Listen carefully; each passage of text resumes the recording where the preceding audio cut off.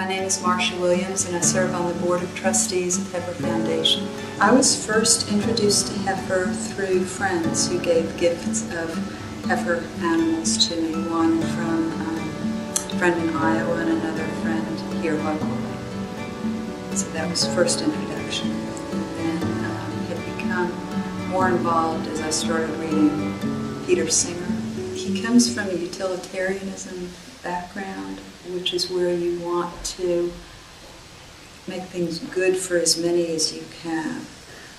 He gives the example of if you're walking along and you see a young child who's fallen into a shallow pool of water and is going to drown if you don't intercede, well, obviously you're going to get your shoes wet and pull them out of the water.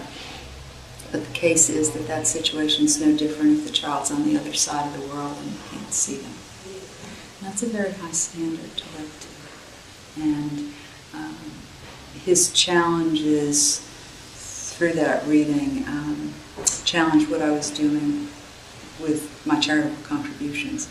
So then it was a matter of scouting around to see, well, if I channel contributions one place for that purpose, which is an appropriate one, and that was where I became more active in contributing to Heifer.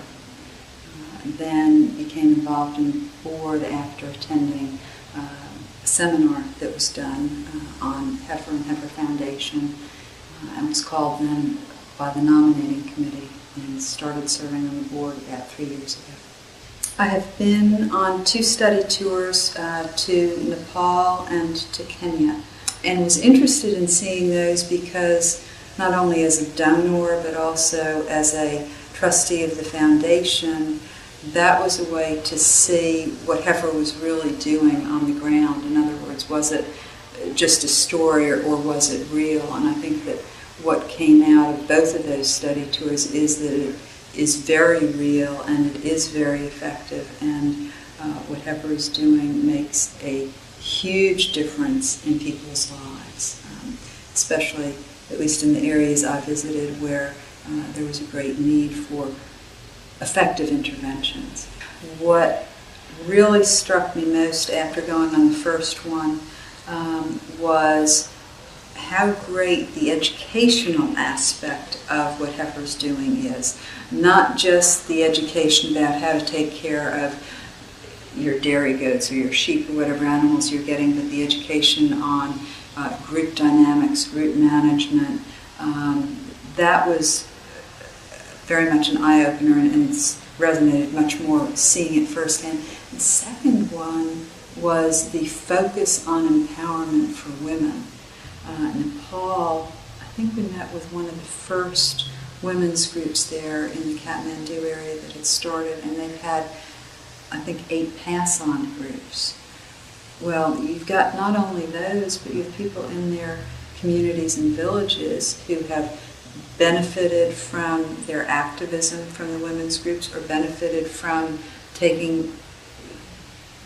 learning what they have done and incorporating it themselves, or the others in the community have benefited from the animal health workers who are a resource not just to the members of the Heifer-supported women's group, but also for the entire community. So there are benefits beyond just the direct pass-on groups. And I think that that ability to mushroom and be sustainable and to support and help people who are willing to dig in and work at it gives Heifer a great advantage. I would think that the decision to be a donor to the foundation versus directly to Heifer Project would depend on what someone was trying to accomplish. To me, it's like getting paid and funding your checking account and your savings account. Your checking account is Heifer Project, your savings account is the foundation. You need them both, but there are times when you're going to be channeling more funds one way versus another, so that the foundation provides the insurance policy, the rainy day fund, the sustainability long term, whereas Heifer Project is out there day in, day out, year to year, getting the direct grants that help people change their lives. When I've come back from the study tours and spoken with either community or church groups about it, I try and take the dollars that are allocated to a project and break it down per person to see, how much that means per person touched directly.